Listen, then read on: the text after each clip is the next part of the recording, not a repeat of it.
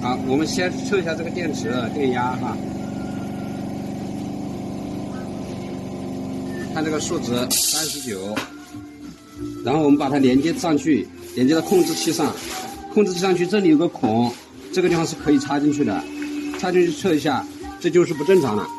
这就是连接设备电压就会掉。但是我们单独测电池，它就是有电，或者说就是测另外一个地方，